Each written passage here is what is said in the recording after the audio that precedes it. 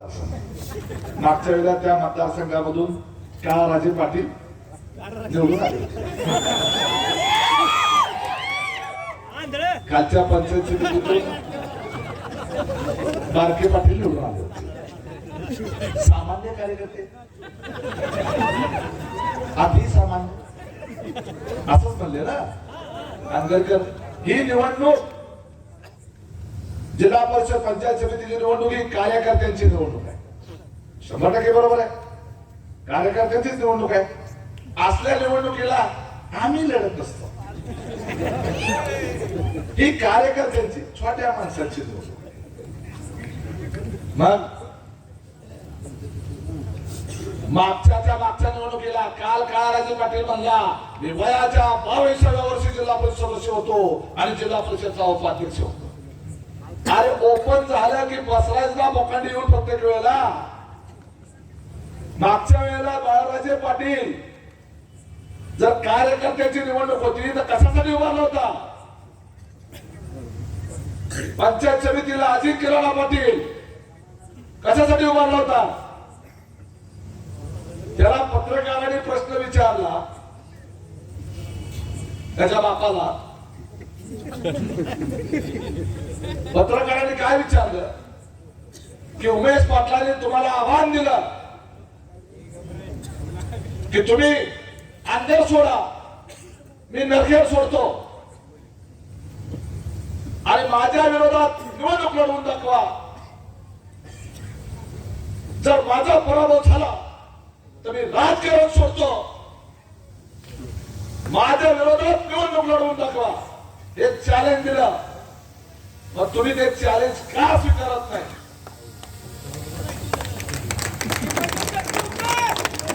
तर त्यांनी असं उत्तर दिलं की ही नेत्यांची नाही कार्यकर्त्यांची निवडणूक आहे. कार्यकर्त्यांची निवडणूक आहे. मागची जिल्हा परिषदची निवडणूक आहे कार्यकर्त्यांची नव्हती नेत्यांची होती. त्यावेळेला पोरांना उभा केलं दोन्हीच्या दोन्ही. मग आता जर निवडणूक कार्यकर्त्याची झाली आहे तर मग नगर पंचायतीला स्वतःच्या सुनेला कसं काय उभा केलं? नगराध्यक्ष ओपन झालं मग स्वतःच्या सुनेला का केलं? तुमच्याच गावच्या उज्ज्वला तिथेनी तिथं उमेदवारी अर्ज भरला होता. मग त्यांचा अर्ज बाद का केला? त्यांना अर्ज भरायला एवढी गुंडाची फौज पाठवून त्यांची अडवणूक का केली? फक्त खोटं बोलायचं, किती रेटून बोलायचं. मग त्यापूर्वी एकदा म्हणले उमेश पाटलांनी चॅलेंज केले त्यांच्या विरोधात निवडणूक लढा. म्हणजे उमेश पाटलाला पराभव करायला म्हणजे आमची गरज नाही. अजून ते नरखेडचं आणि इकडचं ठरायचं होतं म्हणजे अजून मतदारसंघ ओपन होणार काय माहित नव्हतं. पहिलं आरक्षण होतं महिलाचं. पहिलं महिला पण होतं ना याला. मला वाटतं पूर्ण ओबीसी होतं त्यावेळेला. आधी महिला पडलं होतं तिकडं नरखेडला. ते बदललं पण म्हणजे उमेश पाटलाचा पराभव करायला मी खुरपायला जाणाऱ्या बाईकडनं त्याचा पराभव करतो. मी तेव्हापासून खुरपायला येणाऱ्या बाईकडं शोधत होतो सगळीकडे. कुठची बाई असेल कुठची बाई असेल. खुरपणाऱ्या बाया दिसल्या की बघायचो ही का ती का कोण. नंतर म्हणले कुरुल जिल्हा परिषद गट ओपन झाला आणि म्हटलं का आता इथं लढतो निवडणूक तुम्ही या माझ्या समोर. म्हणजे तिथं उमेश पाटलाचा पराभव करायला माझा तिसऱ्या फळीतला कार्यकर्ता बासाहेब. आमची गरज नाही. म्हणजे पुन्हा पुन्हा जर घर जायचं नाही. तिसऱ्या फळीतला कार्यकर्ता. आम्ही विचार केला पहिल्या फळीमध्ये प्रकाश चौरे पहिल्या फळीत तालुक्याचा अध्यक्ष होता ना. पहिल्या फळीत मला अजून नजर टाकली अनिल कादे ही बी पहिल्या फळीत. अजून बरेच आमचे जगुनाना पोटरे बाप्पा आमचे लोकनेतेचे चेअरमन होते. ते नेहमी दिसणारी माणसं पहिल्या फळीतली. मग आता तिसऱ्या फळीतलं म्हणलं तर आता एकदम दुसरी बी आहे, तिसरी फळी. तिसऱ्या फळीतला कार्यकर्ता कोण शोधला? एक कोट्याधीश उद्योगपती, साखर कारखान्याचा मालक, 500 कोटीचा मालक. जास्त असेल बाबा, काय माहिती, कारण वर्षाला जर 5 लाख टन गाळप करून 65 कोटीचा काटा मारत असेल दर वर्षाला, 65 कोटीचा काटा. मी हिशोब काढलाय माझ्याकडे, एकदम पुराव्यासकट. एवढा मोठा कोट्याधीश माणूस जर तिसऱ्या फळीतला कार्यकर्ता असेल तर मग पहिल्या फळीमध्ये कोण असेल? टाटा, बिर्ला, अंबानी, अदानी हे राजन मालकाचं पहिल्या फळीतलं कार्यकर्ता. अरे तुम्हाला माझ्या विरोधामध्ये निवडणूक लढवायची भीती वाटत होती, पराभवाची भीती वाटत होती, तुमची हिंमत झाली नाही. आज या निवडणुकीचं नेतृत्व करता, अरे या निवडणुकीचा सेनापतीच आधीच लढाई सोडून पळून गेला. सेनापती पळून गेला आणि कार्यकर्त्याला मरा म्हणला तुमच्याकडे. हे असले या मोहोळ तालुक्यामध्ये भारतीय जनता पार्टीच्या विरोधात निवडणूक नाही, राजन पाटील पार्टीच्या विरोधात निवडणूक आहे. त्यांनी भारतीय जनता पार्टीचं पांघरून घेतलेलं आहे. राजन पाटलाच्या विरोधात निवडणूक आहे. विधानसभेच्या निवडणुकीमध्ये आपण राजन पाटलाचा पराभव केला, यशवंत मानेचा नाही. यशवंत माने प्याद होतं, फक्त प्याद. आणि आता सुद्धा ते जेवढे उमेदवार उभे केले हे सगळे राजन पाटलाचे प्यादे. उद्या जर त्यांचा कोण उमेदवार निवडून आला तर जिल्हा परिषदेच्या योजनेमधून एखादी मोटर जरी घ्यायची असेल तर अनगरला हेलपाटे मारावे लागतील. जिल्हा परिषदेच्या सदस्याला घंटा अधिकार काही असणार नाही. तिथं अनगरला जाऊन पाया मोडावं लागेल, मग तुम्हाला एखादं पत्र मिळेल झेडपी सदस्याचं. अशी त्यांची कामाची पद्धत आहे. त्यांच्या सदस्यांनी तिथं हजेरी लावावं लागेल, त्यांच्या पाया पडावं लागेल, मग त्या ठिकाणी तुमचं काम होऊ शकतं. आणि म्हणून या तालुक्याची ही सगळी आपल्या अत्यंत महत्वपूर्ण असलेली ही जी निवडणूक आहे, ही स्थानिक स्वराज्य संस्थेची निवडणूक आहे. हे तुमच्या आरोग्याशी संबंधित आहे, तुमच्या शेतीच्या प्रश्नाशी संबंधित आहे, तुमच्या रस्त्याच्या प्रश्नाशी संबंधित आहे, तुमच्या लहान मुलांच्या करता असलेल्या अंगणवाड्याच्या संबंधित आहे, आमच्या गरीब मुलांच्या करता असलेल्या जिल्हा परिषदेच्या शाळेच्या संबंधित आहे, तुमच्या गावच्या पाणी पुरवठ्याच्या योजनेच्या संबंधित आहे.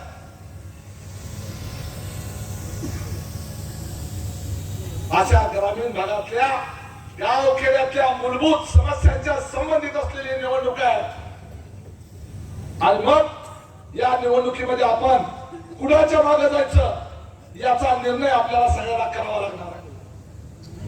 मोहोळ तालुक्यातल्या आज इथं सभेला हजारोच्या संख्येने उपस्थित असलेले जेवढे मतदार बंधू भगिनी आहेत आणि या सभेच्या पलीकडे आज तालुक्यातल्या घराघरामध्ये असलेले जे मतदार माता भगिनी आहेत, त्या सगळ्यांनी या निवडणुकीचा एक अर्थ घेतला पाहिजे.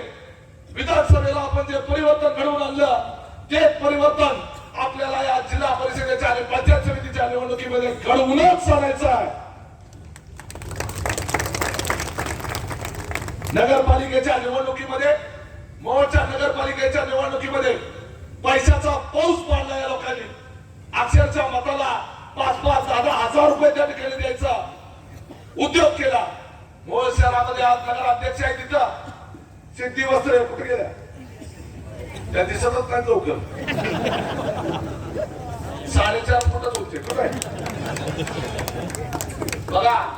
एक 22 वर्षाची मुलगी, 22 वर्षाची मुलगी फक्त 60,000 रुपये पगारावर अकाउंटंटच्या हाताखाली क्लेरिकलचं काम करणारी. 60,000, 60 नाही 7.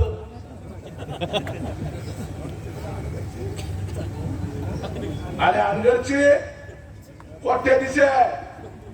वर्षाला 5 कोटी रुपये पगार घेतला जातो लोकनेते कारखान्यातनं. हेच सांगायला अनगरची नगराध्यक्ष त्यांचा नवरा वर्षाला लोकनेते कारखान्यातून 65 लाख रुपयाचा पगार.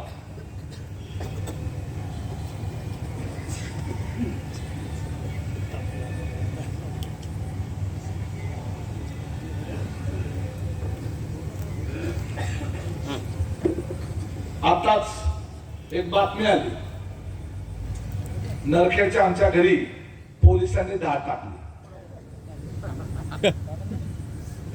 आणि काहीच मिळालं.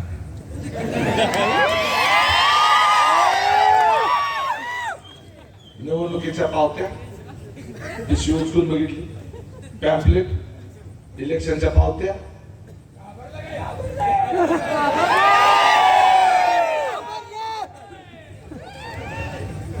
अरे रडीचा डाव. अरे हिंमत असेल अरे या डॉक्टर बाबासाहेब आंबेडकरांनी दिलेल्या घटनेच्या आधारे होणाऱ्या या लोकशाही मार्गाने निवडणुकीमध्ये खुल्याने त्या ठिकाणी लढा. असला पाटील त्या ठिकाणी खंजीर खुपसून पोलिसांच्या धारी टाकून तुम्ही जर निवडणुकात जिंकाल असं वाटत असाल तर हा संपूर्ण मोर्चा जनसागर आहे.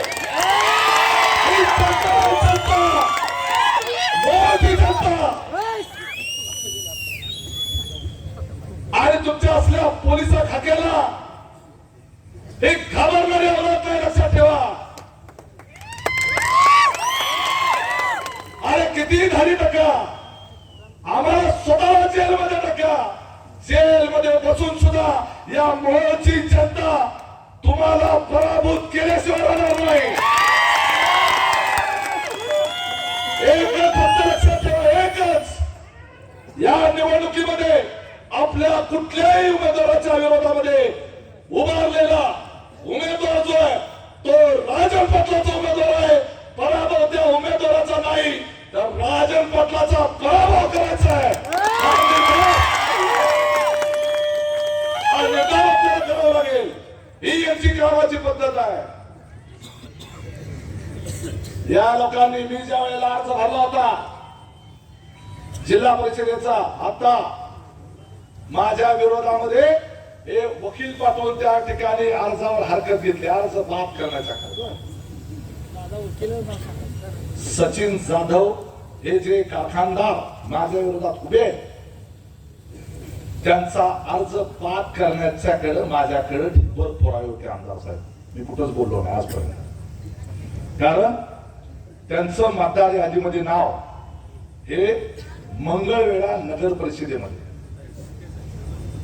हा मंगळवेढा नगर परिषदेमध्ये त्यांचं नाव. नगरपालिका क्षेत्रात जर नाव असेल तर जिल्हा परिषदेची निवडणूक लढवता येत नाही. कुठलं? अच्छा, या या हो.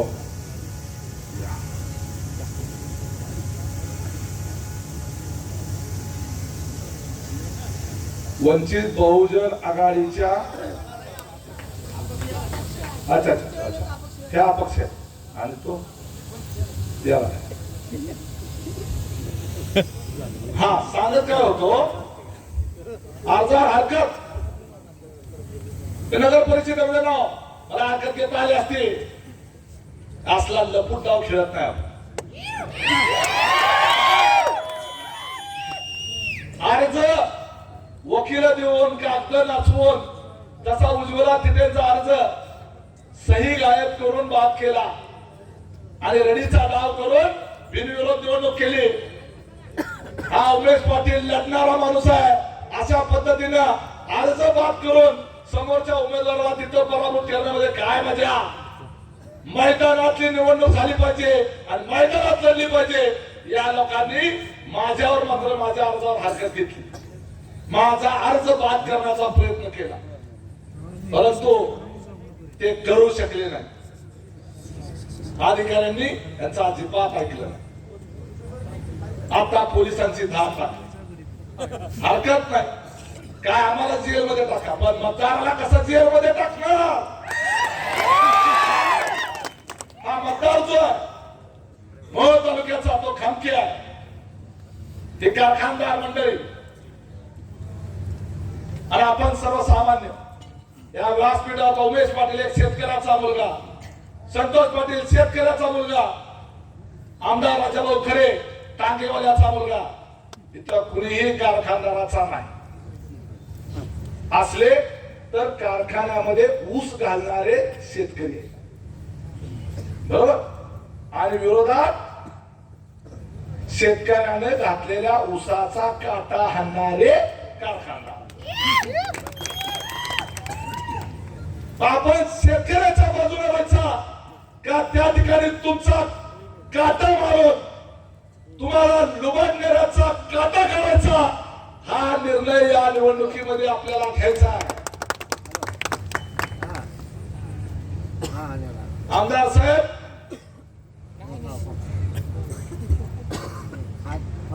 आज एक त्यांनी व्हिडिओ प्रसारित केला जठराया शुगर, त्यांचा एक साखर वाटपाचा काहीतरी कार्यक्रम होता, सगळीकडे व्हायरल करायला सांगतो. जुना व्हिडिओ आहे,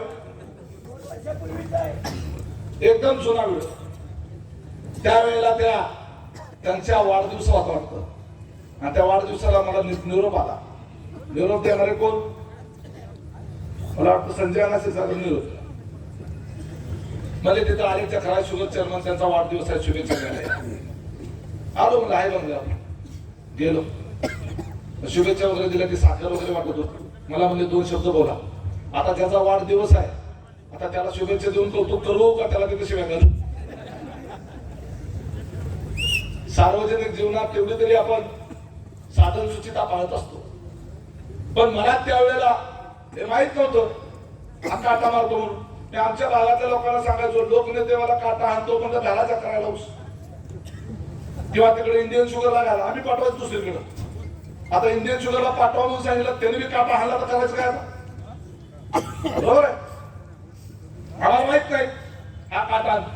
ज्या वेळेला कुरुल जिल्हा परिषदेच्या निवडणुकीला मी उमेदवार म्हणून उभा राहिलो, त्यावेळेला प्रचाराला गेल्यानंतर अनेक शेतकऱ्यांनी माझ्याकडे त्या कारखान्याच्या पावत्या आणून दिल्या, वजन काट्याच्या. 2014 पासून ते आता 2026 पर्यंतच्या पावत्या आणून दिल्या. 2014 सालचा शेतकरी हा कोथाळ्याचा आहे. त्यांना लाईव्ह, त्यांना टीव्हीच्या समोर येऊन सांगितलं,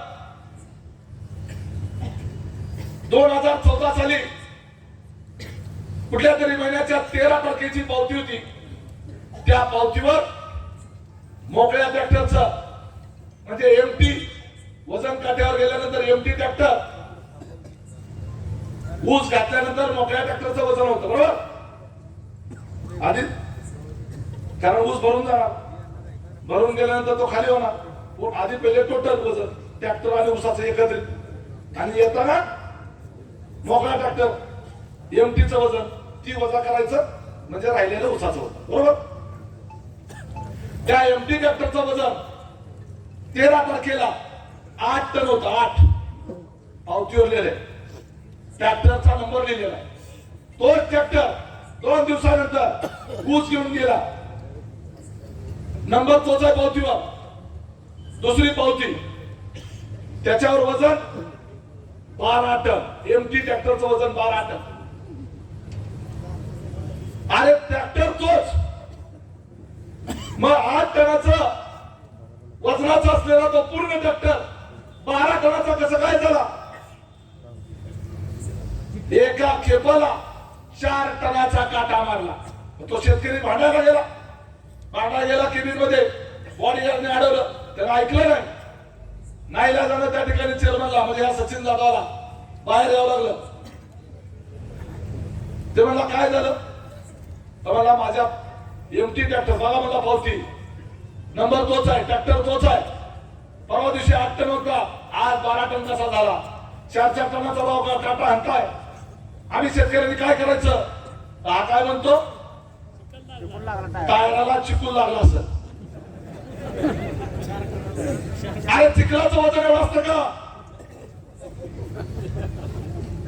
सगळी टायर काढून पुढची 4, मागच्या दोन्ही टायरांची मिळून 8 टायर जरी सगळी वजन काट्यावर ठेवली तरी 1 टनाच्या वर वजन होणार नाही. 4 टन काटा 2014 पासून आता 2026 साल आहे. निवडणूक जाहीर झाली 16 जानेवारीला बरोबर. 19 तारखेला 19 तारखेची पावती शेतकरी आहे अंकोलीचा. आला का अजिंक्य काय काय अजिंक्य काय नाव शेतकऱ्याचं? रवींद्र बबन पवार नावा सकट सांगतो. हा शेतकरी अंकोलीचा. 19 तारखेची जखराची पावती. वजन ट्रॅक्टरचं मोकळ्या ट्रॅक्टरचं वजन 8 टन. आणि किती तारखेला? 19 तारखेला. 20 तारखेला पुन्हा तो खेप घेऊन गेला. ट्रॅक्टर तोच, दोन्ही पावत्यावर नंबर तोच. आणि पुन्हा एमटी ट्रॅक्टरचं 20 तारखेला वजन 12.90 म्हणजे जवळपास 13 टन. किती फरक झाला? 8 आणि 13 5 टनाचा फरक. 2014 साली 4 टनाने काटा मारत होता. 26 साली येईपर्यंत 5 टनाने काटा मारतोय. निवडणुकीला उमेदवार म्हणून इथं उभा राहतो. आज 5 टन मध्ये हिशोब करा. 5 त्रिक 15,000. एका खेपाला 15,000. एकरी किती खेपा? ती असू दे की, पण काटा किती आणतोय बघा. एक तेवढ्यात 15,000 रुपये एका खेपाला. एका एकरात किती होणार खेपा सांगा? 2-2 टॉयलेच्या 4 धरा. 15 चोक 60,000. 60,000 रुपयाचा काटा. एकरी 60,000 रुपये म्हणतात कशाला? आज ऊस लावण्याच्या करता पहिल्यांदा बेणं विकत घ्यावं लागतं. सऱ्या काढावं लागतात. ड्रीपची पाईप टाकावं लागतो. खतं टाकावी लागतात. खताच्या करता आपल्याला कर्ज काढावं लागतं. रात्री अपरात्री मोटरी चालू करायला जावं लागतं. लाईट कधी येते कधी जाते, कधी दिवसाची पाळी तर कधी रात्रीची पाळी. वर्षभर तो ऊस सांभाळावा लागतो. दूध बनवणाऱ्या बायकापासून सगळ्याच्या पगारी कराव्या लागतात. तोडणी आणावी लागते. तोडी आल्यानंतर ऊस तोडायचा. ऊस तोडून ट्रॅक्टर मध्ये भरायचा. रस्ते वगैरे अडचणीत असेल तर कष्ट करून तो ट्रॅक्टर बाहेर काढायचा. कारखान्यापर्यंत पोहोचवायचा या दरोडेखोरांच्या ताब्यामध्ये. आज यांच्या कारखान्यात गेल्यानंतर आयता शेतकऱ्यांना वर्षभर घाम गाळून कष्ट करून हाताची काढ करून रक्ताचं पाणी करून हा वाढवलेला ऊस आयत यांनी एकरी 60,000 रुपये काटा मारून घर बसल्या कमवायचे. आज हा चक्राया एकटा असा काटा मारत नाही. लोकनेतेवाला सुद्धा असाच स्थितीने काटा मारतो. कारण भीमाच्या निवडणुकीच्या वेळेला आम्ही चॅलेंज केलं होतं. मुन्नासाहेब माडकांनी सांगितलं की माझ्या कारखान्याला जो शेतकरी ऊस घेऊन येतो त्यांनी बाहेर खासगी काट्यावर कुठेही वजन करा. जर माझ्या कारखान्यातल्या वजन काट्यावर वजनात फरक निघाला तर 1 लाख रुपयाचं बक्षीस जाहीर केलं. आम्ही राजन पाटलाला चॅलेंज केलं. लोकनेते कारखान्यानं अशाच पद्धतीनं हे चॅलेंज स्वीकारावं. आणि जर लोकनेते कारखान्यावर खासगी कारखान्यावर जर वजन करू आल्यानंतर लोकनेतेला वजन केलेलं जर त्यात वजनात फरक निघाला तुम्ही देखील 1 लाखाचं बक्षीस जाहीर करा. आज ताब्यात केलं का जाईल? काल एक मुलाखत दिली बघा इंचानला. म्हणला यांना कारखान्यातलं काय करायचं. यांनी पिठाची गिरणी सुद्धा काढली. काढतो बाबा पिठाची गिरणी ते दळण पाठवून.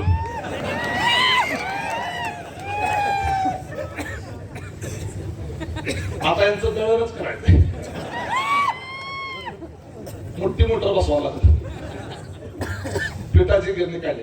अरे नाही काढली, परंतु जे काय करतो ते इमानदारीने चोऱ्या करून आमच्या शेतकऱ्याचा कर्जाचे पैसे आम्ही चोऱ्या करत नाही, हडप करत नाही. तू कुठल्या इमानदारीच्या गोष्टी करतो? त्यामुळे तालुक्यातला शेतकऱ्याच्या कष्टाचा कारखाना शेतकऱ्यांनी स्वतः प्रत्येकानं कोणी कर्ज काढून सोसायटी काढून मसळ ऐकून तुझ्या त्या ठिकाणी लोकनेते कारखान्याचा सभासद झालं, शेअर्स घेतले. या सगळ्याच्या शेअरच्या जीवावर हा शेतकऱ्याच्या मालकीचा असलेला कारखाना रातोरात हडप केला आणि स्वतःच्या कुटुंबाच्या मालकीचा केला. हा खाजगी कारखाना केला. शेतकऱ्याच्या मालकीचा कारखाना हडप करणारा माणूस आम्हाला कारखानदारी शिकवणार. अरे तू कुठला कारखानदार? तू तर खानदारी दरोडेखोर आहे. शेतकऱ्याची प्रॉपर्टी हडप करणारा हा महाराष्ट्रातला सगळ्यात मोठा आणि सगळ्यात पहिला दरोडेखोर आहे. आज या कारखान्याच्या माध्यमातून या शेतकऱ्यांची लूट चाललेली आहे.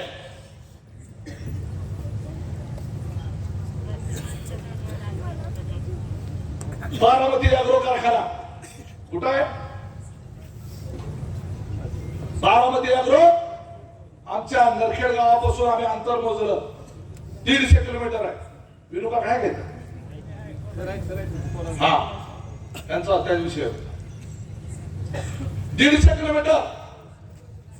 आम्ही आमच्या गावातल्या लोकांना सांगितलं. मी सहज रोहित पवारांना विचारलं आमच्या इकडचा ऊस तुम्ही नेऊ शकता का? मला नेऊ शकतो. 150 किलोमीटर वरून परवडणार का? अडचण काहीच नाही, मी पाठवतो. त्यांनी टोळ्या पाठवल्या, ट्रॅक्टरने ऊस न्यायची तयारी दाखवली. 150 किलोमीटर वर ऊस नेला. बारामती अॅग्रो कारखाना ऊसाला दर किती देतोय? 3400 रुपये. पण मला रोहित पवारांनी सांगितलं 3400 नाही, आम्ही त्या ठिकाणी साखरेचा भाव काय राहतो हे बघून 3500 रुपये भाव देणार आहोत. 3500. बारामती अॅग्रो 150 किलोमीटर वरून जर ऊस नेतो आणि तुम्ही तुमच्या बैलगाडीने हातीत येणाऱ्या ऊसाला 2800 रुपये भाव देता आणि त्याच्यावर पुन्हा एकरी 7-8 हजार रुपयाचा काटा मारता. असे हे लुटणारे कारखानदार होण्यापेक्षा आम्ही पिठाची गिरणी काढलेलीच बरी आहे. चोर म्हणून दरोडेखोर म्हणून जगण्यापेक्षा इमानदारीनं गरीब राहिलेलं परवडतंय. इमानदारीनं कष्टाची भाकर खाल्लेली परवडती. परंतु तुमच्यासारख्या चोरांना आदल घडवण्याच्या करता आणि आमच्या शेतकऱ्यांच्या पाठीशी खंबीरपणे उभं राहण्याकरता आमच्या सारख्या माणसांची या तालुक्याला गरज आहे. म्हणून मला सगळ्यांनी विचारलं हे कारखानदार काटा मार याच्यावर उपाय काय? इथं सगळे व्यासपीठावर बसलेले मान्यवर मंडळी आणि या ठिकाणी सरंद मोहोळ तालुक्याची एवढी प्रचंड जनसमुदाय आहे. अजितदादाचा फोटो इथे लावलेला आहे. या अजितदादाच्या साक्षीने सांगतो या मोहोळ तालुक्यामध्ये असलेल्या प्रत्येक कारखान्याकडे जाणाऱ्या रस्त्यावर या मोहोळ तालुक्याच्या अवतीभोवती असलेले जे जे कारखाने आहेत त्या कारखान्याच्या रस्त्यावर उमेश पाटलाचा जनता काटा उभा करणार. जनता काटा तो शेतकऱ्याचा काटा असेल. लईच खर्च वाढला तर वर्गणी करेल. जनता काटा हा याच्यावरचा रामबाण उपाय आहे. त्या जनता काट्यावर कारखान्यामध्ये ऊस घेऊन जायच्या आधी पहिल्यांदा ट्रॅक्टर जनता काट्यावर आणायचं, तिथं वजन करायचं, तिथली पावती घ्यायची, खिशात ठेवायची, मग कारखान्यात जायचं. कारखान्यामध्ये जाऊन तिथल्या वजन काट्यावर जायचं, त्या वजन काट्यावर तिथं वजन करायचं, तिथली पावती बघायची, मग खिशातली पावती बाहेर काढायची. जनता काटा पावती आणि कारखान्याची पावती. जर वजनामध्ये फरक आला, वजनात जर फरक आला आणि काटा मारल्याचं जर दिसलं, या कारखानदार कुणी किती कोट्याधीश असू दे, कुणी किती मोठा जागीरदार असू दे, राजा भाऊ खरे, उमेश पाटील, व्यासपीठावर बसलेली सगळी माणसं त्या शेतकऱ्याच्या करता या काटा मार कारखानदाराच्या विरोधामध्ये त्या ठिकाणी कायदेशीर हत्यार उचलून त्यांच्यावर फौजदारी गुन्हा दाखल करून या कारखानदाराला जेलमध्ये घातल्याशिवाय राहणार नाही. एवढं लक्षात ठेवा. ही धमक आहे आमच्यामध्ये.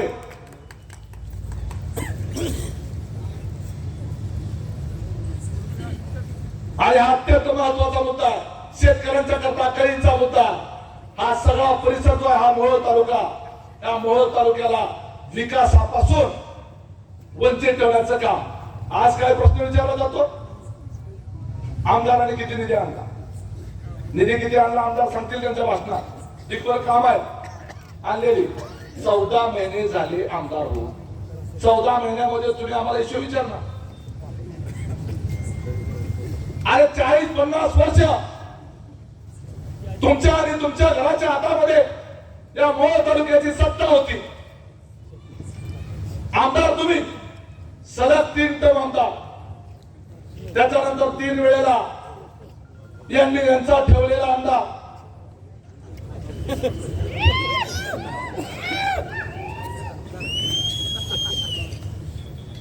जवळपास 30 वर्ष सलग आमदार। अरे या काळामध्ये मोहोळ तालुक्याची आमदारकी तुमच्या हातात, मोहोळ तालुक्याची पंचायत समिती तुमच्या हातात, जिल्हा परिषद तुमच्या ताब्यात, पालकमंत्री तुमच्या, राज्याचा मुख्यमंत्री उपमुख्यमंत्री तुमचा, देशात पंतप्रधान सुद्धा तुमच्या विचाराचा असताना हा मोहोळ तालुका आणि हा सगळा दक्षिण भाग हा विकासापासून वंचित का आहे? जे काय मिळेल ते सगळं अंधेरला घेऊन जायचं। अपर तहसील अंधेरला, उपजिल्हा रुग्णालय अंधेरला, रजिस्टर ऑफिस अंधेरला, सगळ्या अंधेरला। या दक्षिण भागात तर काहीच दिलं, मग कामती असेल, कुरुल असेल इकडं, आणि नरखेडचा भाग अरुणा इथे बसलेले, कैलासवासी शहाजीराव पाटलांचा तो परिसर आपल्या विरोधातला भाग आहे म्हटलं, तिकडे काहीच द्यायचं नाही। आज या भागामध्ये, आज मोहोळमध्ये एकही रस्ता धड नाही, एक ते रस्ता धडायला सांगा। गावाला जोडणारे एकही रस्ता चांगला नाही, शेत रस्ते नाही, पाण्याचे रस्ते नाही, शिव रस्ते नाही, आणि त्या कॅनलच्या कडेला असणारे रस्ते तर पार वाट लागलेले। पण एकदा केलं काय तुम्ही? या मोहोळ तालुक्यातली एक शाळा धड नाही, एकाही शाळेमध्ये नीट शौचालय स्वच्छतागृह नाही, आमच्या इथल्या अंगणवाड्या नीट नाही, आमच्या गावांमध्ये व्यायामशाळा नाही, व्यायामशाळा कुणी वर्गणी काढून केली असेल तर तिथं व्यायामाचं साहित्य नाही, आमच्या महिला बचत गटाच्या करता कुठल्या गावामध्ये कार्यालय नाही, ऑफिस नाही, प्राथमिक आरोग्य केंद्रामध्ये नीट सुविधा नाही, तिथं नीट डॉक्टर नाही, तिथं नीट औषध गोळ्या नाही। काय केलं तुम्ही या मोहोळच्या करता? साधं क्रीडा संकुल ते मंजूर झालेलं आहे, ते क्रीडा संकुल तुम्हाला त्या ठिकाणी मोहोळचं करता आलेलं नाही। मोहोळ तालुक्यामध्ये उपजिल्हा रुग्णालय तुम्हाला करता आलेलं नाही। अर्ध्या कुर्डवाडीला एसटीचा आगार आहे, पारसीला एसटीचा आगार आहे, पंढरपूरला एसटीचा आगार आहे, आतरूजला एसटीचा आगार आहे, परंतु आमच्या मोहोळला एसटी डेपोज नाही। मोहोळचं एसटी स्टँड म्हणजे ते खेड्यापाड्याचं स्टँड असतं का नाही, जाता जाता गाडी थांबती, हाय गर्दी म्हणून थांबली गाडी, हात केला की थांबली गाडी, 1-2 एसटी सोडलं तर बसतच नाही हात काय। त्यासला आपलं एसटी स्टँड काय केलं या मोहोळसाठी? फक्त गावागावामध्ये भांडण लावले आणि 2-2-3-3 पार्ट्याकडून फक्त सत्ता ताब्यात घेतली। आज विधानसभेची सत्ता आपण उतरवून टाकली। आपल्याला कसल्याही परिस्थितीमध्ये या जिल्हा परिषदेमधून यांना हद्दपार करायचा आहे। पंचायत समिती आपल्या ताब्यात आली पाहिजे, नुसतं मेजॉरिटी नव्हे, सरसकट सगळ्याच्या सगळ्या जागा कोण उमेदवार आहे काय आहे अजिबात बघायचं नाही। गाड्या दिसल्या की दाबायचं बटन, तुतारी दिसल्या की दाबायचं बटन, धनुष्यबाण दिसला की दाबायचं बटन। नरखेडमध्ये खोटा धनुष्यबाण उभा आहे, काल एकनाथ शिंदे साहेबांनी सांगितलं तो आमचा उमेदवार नाही, ती ज्योत्सना पाटील त्या आमच्या उमेदवार नाहीत, थेट शिवसेना प्रमुखांनी सांगितलं। एबी फॉर्म गडबडीत घेऊन भरलेला गाळा झालेला एबी फॉर्म। त्यामुळे नरखेडमध्ये पंचायत समितीला दोन्ही ठिकाणी गाड्या, एवढं पक्के लक्षात ठेवायचं। आणि या ठिकाणी कोण उभा आहे? गडाळ असो, धनुष्यबाण असो, तुतारी असो, जिल्हा परिषदचा उमेदवार असो, पंचायत समितीचा उमेदवार असो, त्या ठिकाणी स्वतः उमेश पाटीलच उभा आहे. प्रत्येक ठिकाणी नितीन मेहणे उमेश पाटील आहे, चरण उमेश पाटील आहे, संतोष पाटील नाही उमेश पाटील आहे, आता नरसिंह पाटील नाही उमेश पाटील आहे. आणि जिथं जिथं जो जो उमेदवार आहे त्या ठिकाणी राजाभाऊ खरे उमेदवार आहेत. आपला आमदारच तिथं उमेदवार आहे. एवढं फक्त बघायचं. त्याचं कारण आहे मित्रांनो, जाती जातीवरनं तुमच्यामध्ये भेद केला जाईल. अमुक समाज तमुक समाज हे आपल्या जातीचा आहे म्हणून जरा ह्याला टाकू खालच्याला, वरच्याला टाकू ह्याला, खालचं जरा आपला आहे, असं गडबड केली जाऊ शकते.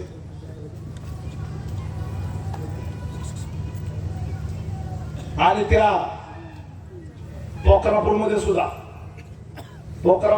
गडबड झालेली आहे. त्या संग्राम काकडे हा पंचायत समितीला घड्याळ चिन्ह घेऊन उभा आहे. तोही एबी फॉर्म, चोरलेला एबी फॉर्म आहे. मी त्या संग्राम काकडेची जिल्हाध्यक्ष म्हणून राष्ट्रवादी काँग्रेस पक्षातून हकालपट्टी केलेली आहे. त्यामुळं पोखरापूरमध्ये खाली वर तेच हो, पोखरापूर झेडपी गट हो, खाली वर म्हणतोय ना, दोन्ही ठिकाणचे पंचायत समितीचे उमेदवार म्हणजे पोखरापूरचा सय्यद वरोळे, दोन्ही ठिकाणी तुतारी आणि वर पण तुतारी. तिथं सय्यद वरोळे मध्ये हा संग्राम काकडे उभा आहे. संग्राम काकडे राष्ट्रवादी काँग्रेस पार्टी घड्याळाचा उमेदवार नाही. त्यामुळं त्या ठिकाणी आमचा फोटो लावून, नेत्याचे फोटो लावून ते प्रचार करतात. अजिबात तो मान्य नाही. या व्यासपीठावरच्या कुणालाही तो उमेदवार मान्य नाही. त्या ठिकाणी आघाडीचा धर्म पाळायचा. तिथं फक्त आणि फक्त सय्यद वरोड्यात बाळासाहेब गायकवाड हे म्हणजेच उमेश पाटील, बाळासाहेब गायकवाड म्हणजेच राजाभाऊ खरे आणि त्यांनाच आमचा पाठिंबा. संग्राम काकडेला अजिबात नाही. हे पण आपण सगळ्यांनी नोंद घेतली पाहिजे. मी जे सांगत होतो, या मोहोळ तालुक्यामधली मुजोरी तानाशाही आमदार साहेब सांगत असतात, किती असावी, किती घमंड असावी, किती माज असावा, किती विकृत मनोवृत्ती असावी. आमदार साहेब काल त्या बाळराजे पाटलांनी कुठं त्या सावळ्याच्या कुठल्या सभेमध्ये भाषण करतात. खंडाळी का सावळा, काही ठिकाणी खंडाळी आले, काही ठिकाणी सोहळा आले. सोहळ्यातच आहे ना, हे सोहळ्याचे सांगतायत ना, आहेत ना सोहळ्याचे लोक. सोहळ्यामध्ये त्यांनी सांगितलं, आमच्यावर टीका करताना ह्यांना राजन पाटील, बाळाजी पाटील, अजिंक्य राणा पाटील यांची नावं घेतल्याशिवाय करमत नाही. एवढंच आमची नावं घ्यायची हौस असेल तर स्वतःच्या लेकरांच्या नावासमोर आमची नावं लावा. इतका घाणेरडा आणि विकृत मनोवृत्तीचा, महिलांच्या संदर्भानं एवढी खालच्या दर्जाची कॅरेक्टरलेस मनोवृत्तीचं प्रदर्शन करणारा विचार ह्या काळाराजे पाटलाचा आहे. आपण किती घाणेरड्या विचाराचे आहोत. महिलांच्या बाबतीमध्ये आमची भावना काय आहे? एखाद्या कुटुंबातल्या आया, बहिणी, मातांच्या बद्दलची ही भावना, विरोधकांच्या घरातल्या महिलांच्या संदर्भातली ही भावना, आणि वर्ण काय म्हणतात आमदार साहेब, अण्णा हे आमच्या बाबुराव अण्णाचे संस्कार आहेत.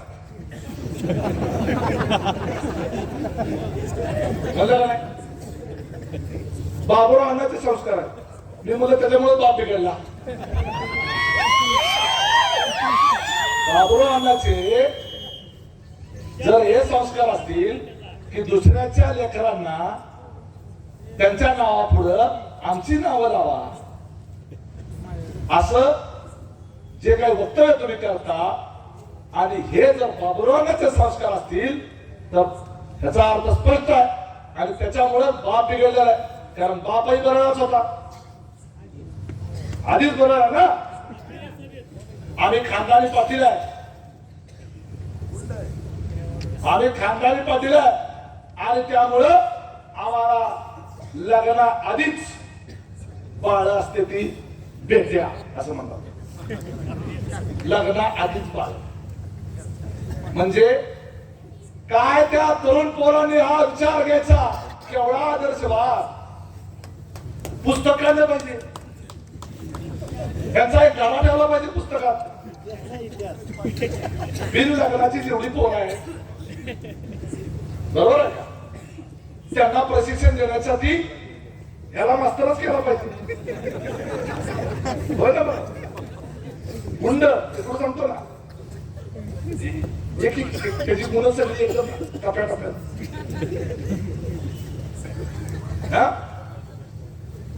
त्याला मास्तर केला पाहिजे. म्हणजे आम्ही किती कॅरेक्टरलेस आहोत, महिलांच्या बद्दल आमची भावना काय आहे हे उघडपणे जाहीरपणे एवढं बोलतात. प्रत्येकाच्या व्यक्तिगत आयुष्यामध्ये किती घाणेरडे असतील याचा विचार करा. सार्वजनिक जीवनामध्ये चारित्र्याला फार महत्व आहे. आज तुम्ही अशा पद्धतीनं 50% मतदार ह्या महिला असतात हे लक्षात ठेवा.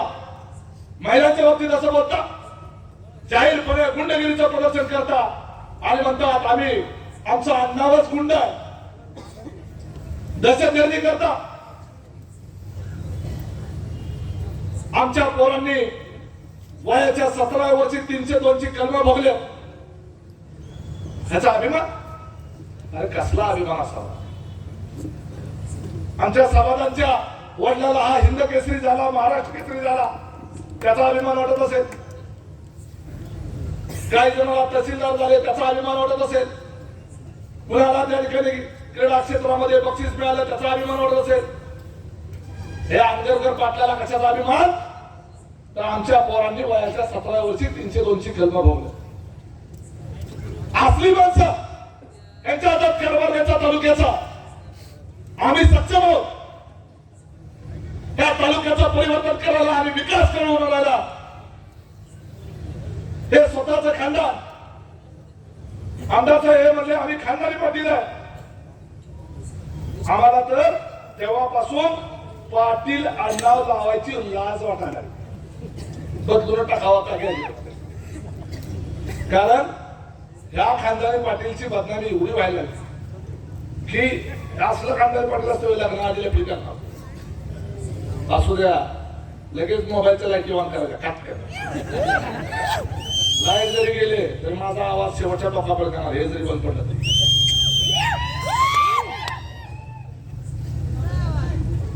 19 फेब्रुवारी काय असतं,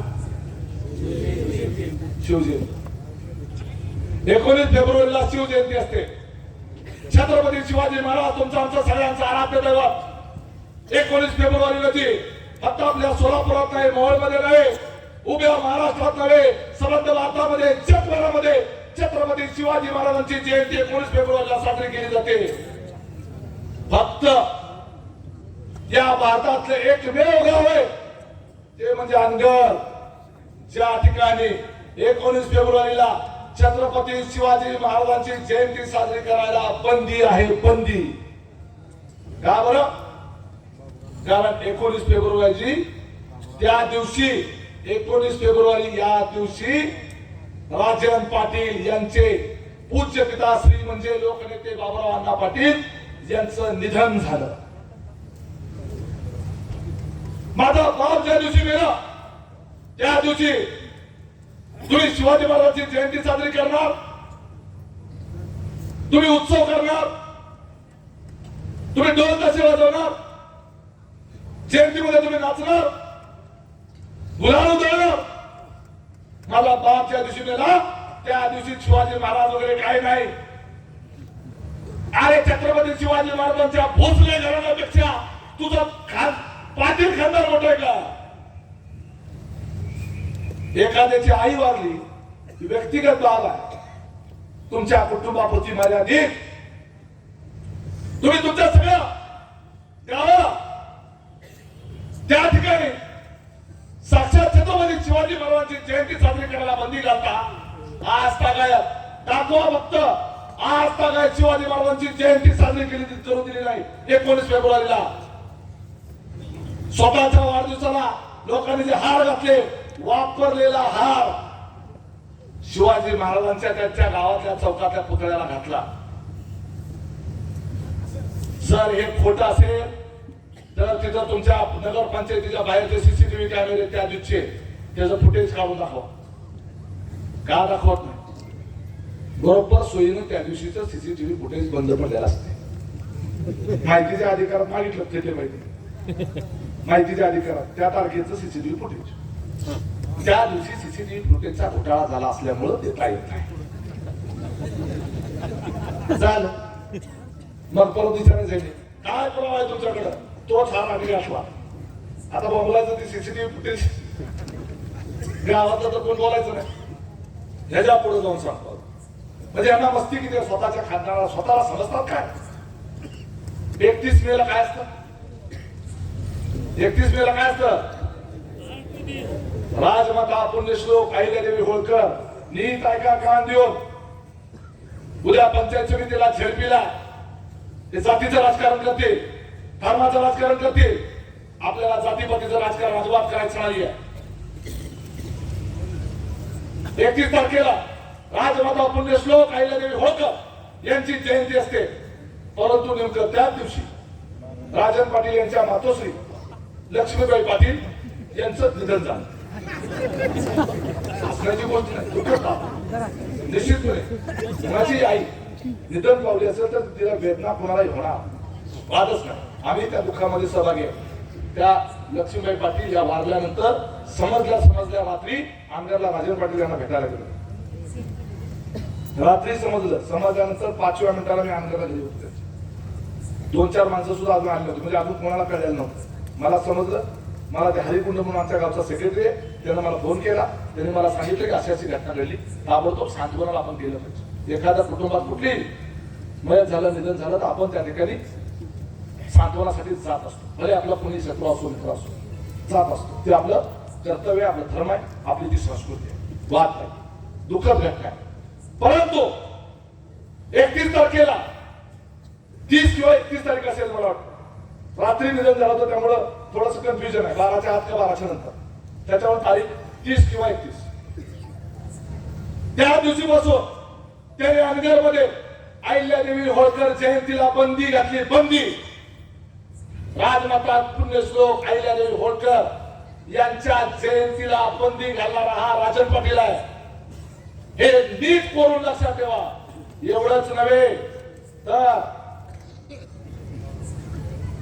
सुनील तात्या, मी जे विचारतोय, तात्या थांबाई जरा, मी जे विचारतोय त्याचं तुम्हाला उत्तर द्यायचं.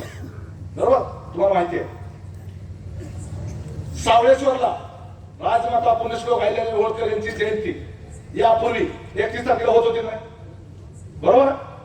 आणि मोठ्या उत्साहात व्हायची. बरोबर आहे? समजा त्यांचाच कार्यकर्ता करायचा, नाव घेत नाही त्याचं. होत होती. त्याला सांगितलं ज्या दिवशी माझी आई वारली त्या दिवशी तुम्ही जयंत्या साजऱ्या करायच्या नाही. मग ती राजमाता अहिल्यादेवी होळकर असो किंवा कुणी असो, आमच्यापेक्षा कुणी मोठं नाही. त्यांनी जिथं राजमाता अहिल्यादेवी होळकर यांची जयंती त्यांच्या कार्यकर्त्याकडून साजरी केली जाते, 31 तारखेला करायची नाही अशा पद्धतीचं फरमान काढलं आणि सावळेश्वरची ती जयंतीची परंपरा बंद पडली. 8 दिवसानंतर आता साजरी होती. 8 दिवसानंतर. केवढा मास आहे, केवढी मस्ती आहे. अरे महापुरुषांबद्दल तरी किमान आदर ठेवा. एवढ्या मोठ्या ज्यांनी हा देश घडवला, ज्यांनी महाराष्ट्र घडवला, ज्यांनी इतिहास घडवला, अशांच्या जयंत्या पुण्यतिथ्या योगायोगानं तुमच्या घरात त्या दिवशी दुःखद घटना घडली म्हणून तुम्ही अशा पद्धतीची बळजबरी तुम्ही लोकांवर करता. अजून पुढे सांगतो, 1 ऑगस्ट काय असतं त्या दिवशी? अण्णाभाऊ साठे जयंती. आणि त्या दिवशी योगायोगाने लोकनेते बाबुराव अण्णाची जयंती. काय तारखा जुळून आले. लोकशाही अण्णाभाऊ साठे यांची जयंती. त्या दिवशी बाबुराव अण्णांची जयंती. बाबुराव अण्णांचं कार्य मूळ तालुक्यासाठी मोठं आम्ही तर काय बघितलेलं नाही, पण असेल लोक त्यांना मानतात, आजही आठवण करतात. आपल्याला गेलेल्या लोकांच्या बद्दल आपण चुकीचं बोलू नये. परंतु त्या दिवशी जयंती आणि त्यांची जयंती करावी. ते आमदार होते तालुक्याचे, लोकनेते, त्यांना उपाधी आहे. त्यांनी निश्चितपणे काही चांगली कामं केली असतील म्हणूनच लोक त्यांना मानतात. आजही त्यांचा ग्रंथ आहे, जयंती साजरी करायला हरकतही नाही. परंतु लोकनेत्याची जयंती ज्या दिवशी असते त्या दिवशी लोकशाही अण्णाभाऊ साठे यांची जयंती असते. का बाबूराव अण्णाच्या फोटोच्या शेजारी अण्णाभाऊ साठेंचा फोटो ठेवत नाही का? फोटो मध्ये पण शिवता शिवत होती आहे. बरोबर आहे. कसा चालेल? खानदानी पाटील ना, वर जरी गेले असले तरी खानदानीच पाटील. मग पाटलाच्या शेजारी साठे कसे चालतील? बरे कितीही मोठे असले तरी आम्हाला चालत नाही. अरे धनगर समाज चालत नाही. मोळ तालुक्याला एक तहसीलदार म्हणून शोभा पुजारी, तुमची भगिनी शेतकऱ्याची मुलगी, तिची तहसीलदार म्हणून मोळ तालुक्यामध्ये नियुक्ती झाली. तहसीलदार हा कार्यकारी दंडाधिकारी असतो. या तालुक्याचा प्रथम क्रमांकाचा प्रशासकीय अधिकारी, त्याला त्या तहसीलदाराला तालुक्याच्या फौजदाराला सुद्धा केबिन मध्ये आत गेल्यानंतर कडक सॅल्यूट मारावा लागतो. असा ते कार्यकारी दंडाधिकारी याचं पद आहे. आणि एक धनगर समाजाची मुलगी त्या ठिकाणी थेट तिची मोळचा तहसीलदार म्हणून ऑर्डर झाली. त्यांना जसं कळलं एक धनगर समाजाची मुलगी मोळची तहसीलदार झाली, ह्यांच्या पायाखालची जमीन सरकली. आपल्याला ते चालणार नाही. का चालणार नाही माहित नाही. आपल्याला ते चालतच नाही. का चालतच नाही माहित नाही. ताबडतोब यांनी सर्वशक्ती पणाला लावली. तुम्हाला माहित आहे महसूल मंत्र्याकडे यांनी काय काय आणलं? अप्पर तहसील आणलं, सब रजिस्टर ऑफिस आणलं. त्यामुळे महसूल मंत्र्याबरोबर यांचं शिर्डीचं कनेक्शन, त्यांचं व्याही तिकडं आहे शिर्डी, तिकडलं कनेक्शन वापरलं. आणि महसूल मंत्र्याला त्यावेळेच्या राधाकृष्ण विखे पाटलांना गळ घातली.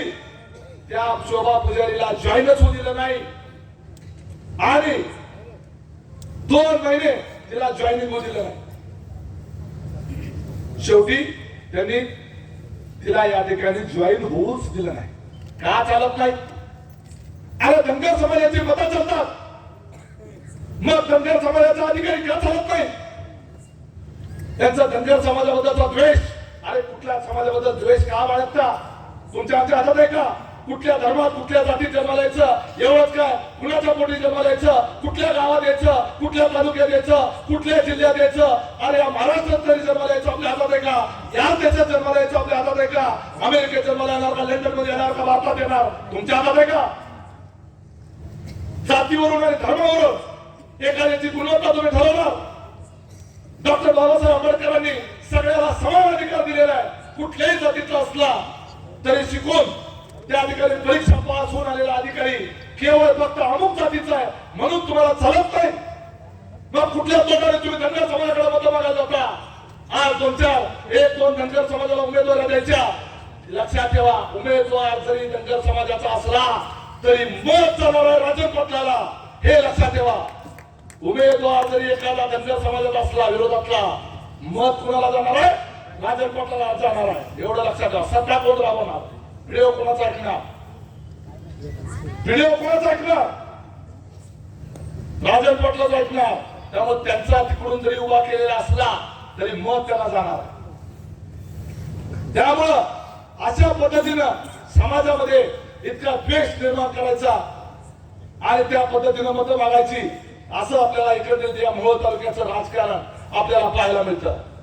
आज या ठिकाणी निश्चितपणे वेगवेगळ्या गावांमध्ये सभामधून त्या गावामध्ये आपल्याला काय काय कामं करायची याबद्दलचा विषय झाला. परंतु सगळ्यात महत्वाचं या तालुक्याच्या करता आमदार साहेब, सगळ्यात महत्वाचं काय या तालुक्यामध्ये आपल्याला कसल्याही परिस्थितीमध्ये क्रीडा संकुल ज्याच्या करता तुम्ही इरिगेशन विभागाची 15 एकर जागा ह्याच्यावर डीपी प्लॅन मध्ये 15 एकर जागा आपल्या आमदारांनी क्रीडा संकुलाच्या करता आरक्षित केलेली आहे. हे क्रीडा संकुल आमदार साहेब रेग्युलर पद्धतीनं 5 कोटी रुपये मिळतात. क्रीडा संकुलाला 5 कोटी दिलेले आहे, पण 5 कोटी आपल्याला मान्य नाही. ज्या पद्धतीनं हा पहिला टप्पा मोहोळ तालुक्याचं क्रीडा संकुल कमीत कमी 50 कोटीचं झालं पाहिजे. 15 एकरची जागा आहे. 15 एकरच्या जागेमध्ये रिक्सर त्या ठिकाणी क्रिकेटचं पूर्ण किमान रणजी लेवलचं मैदान त्यात असलं पाहिजे. त्याच्यामध्ये निवासी कुस्ती संकुल त्यातच असलं पाहिजे. निवासी त्याच्यामध्ये व्हॉलीबॉल, बॅडमिंटन आणि जॉगिंगचे ट्रॅक, पोलीस भरतीच्या करता तयारी करणाऱ्या सर्व मुलांना ज्या ज्या खेळात जे क्रीडा साहित्य लागतं, ज्या पद्धतीचं मैदान लागतं, ते सगळं पालेवाडी स्टेडियमची छोटी प्रतिकृती ही मोहोळ मध्ये साकार आपल्याला कसल्याही परिस्थितीत करायची आणि त्याकरता आपल्याला निर्णय करायचा आहे. त्याकरता आपल्याला आपलं आमदारकी कोणाला लावायची. दुसरी एक मागणी, आमदार साहेब, आपल्याला कसल्याही परिस्थितीमध्ये कामठी किंवा कुरुल, मोहोळ तालुक्यातलं सगळ्यात मोठं गाव आहे कुरुल. सगळ्यात मोठं, आंबेड मोठं नाही, ते बॉर्डरवरचं गाव आहे. कधी कथा होईल, कधी मारायला जोडलं जाईल. हा लागतंय मग तिथं दाजी दाजी दाजी पस्तीस मला मोकांडी तिकडे जर गेलं 9,000 लोकसंख्येचं, 9,000 मताचं गाव. लोकसंख्या जास्त असेल ना. पाटपूर, बेंगलोर, बेगमपूर, नरखेड मोठी मोठी गाव आहे. आपल्याला कसल्याही परिस्थितीमध्ये या मोहोळ तालुक्याच्या दक्षिण भागाच्या करता कुरुल किंवा कामठीमध्ये कसल्याही परिस्थितीमध्ये स्वतंत्र तहसील कार्यालय आणि स्वतंत्र तहसीलदार आपल्याला मिळालाच पाहिजे. आणि आमदार साहेब, कुरुल ग्रामपंचायतीला निधी येतो कोटी रुपये, 1.5 कोटी रुपये, 2 कोटी.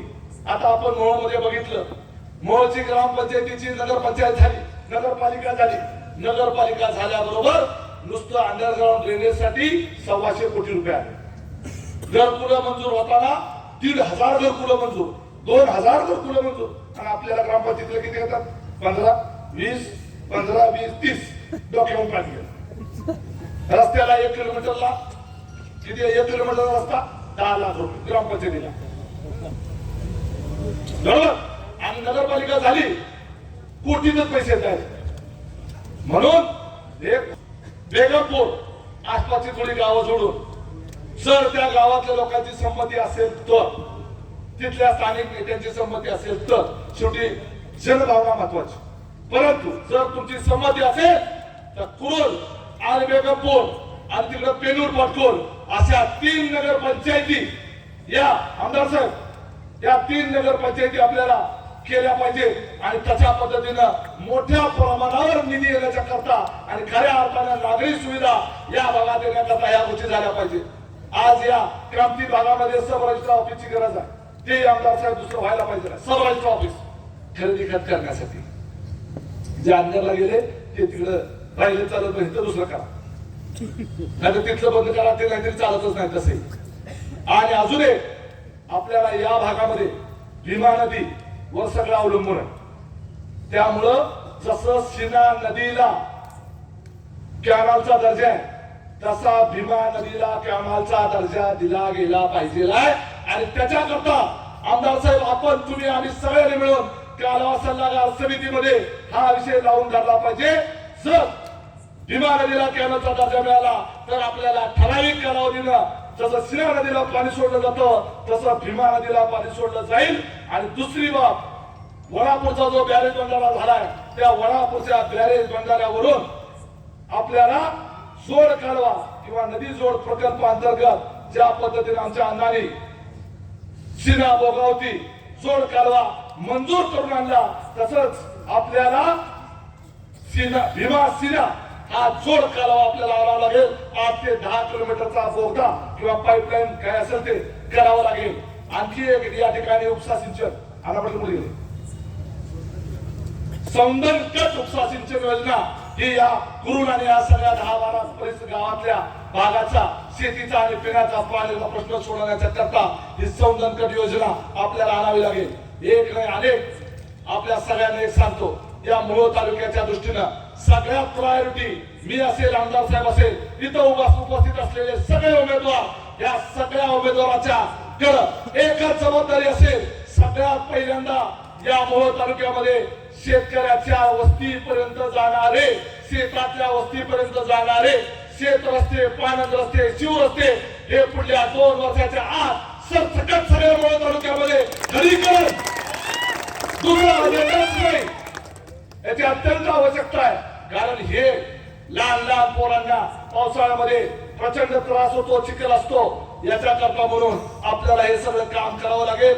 अनेक गोष्टी बोलता येण्यासारख्या सगळी बातम्या आजपर्यंत केलेली युट्यूबवर, टीव्हीवर सगळीकडे आहेत, सगळ्या ह्याच्यावर आहेत. तुम्हाला जे जे मेसेज येतात ते आपण बघत असता.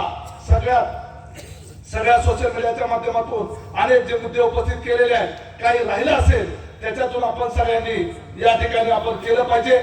शक्तीपीठ महामार्ग, हा जो शक्तीपीठ महामार्ग या पालकमंत्री आणि काही लोकांनी मोहोळ तालुक्याचं इतिहास, भूगोल आणि भविष्य बदलणारा हा शक्तीपीठ महामार्ग मोहोळ मधून मोहोळला वगळून दुसरीकडे घेऊन जायचं षडयंत्र आहे. ते कधी आपण यशस्वी होऊ देणार नाही.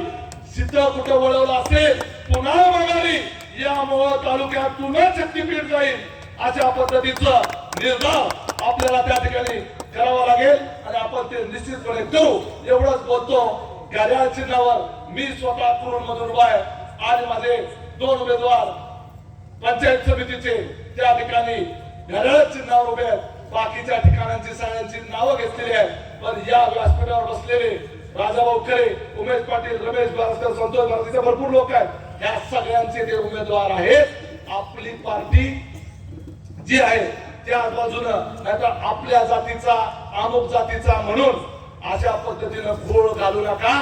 पंचायत समिती जर हातात गेली तर उद्याच्याला व्हिडिओ वगैरे कोणी ऐकणार नाही. मग तुमच्या ग्रामपंचायतीला निधी द्यायला निश्चितपणे हे लोक अडचणी आणतील. त्यामुळे आपल्या विचाराचा, घड्याळाचा, धनुष्यबाणाचा आणि तुतारीचाच आपण त्या ठिकाणी विचार करायचा आहे. हे परिवर्तनाची जी मशाल आमदारकीच्या निवडणुकीमध्ये आपण घेऊन त्या ठिकाणी रोवलेली आहे, तिला आणखी बुलंद आपल्याला त्या ठिकाणी करायचं आहे. आणि कसल्याही परिस्थितीमध्ये या मोहोळ तालुक्यामध्ये राहिलेली एवढी सत्ता जी आहे ती राजन पाटील यांच्या हातातून काढून घ्यायची आहे आणि स्वाभिमानाची ही विचाराची लढाई आपल्याला कसल्याही परिस्थितीत जिंकायची आहे. एवढंच आवाहन करतो आणि थांबतो. जय हिंद, जय महाराष्ट्र.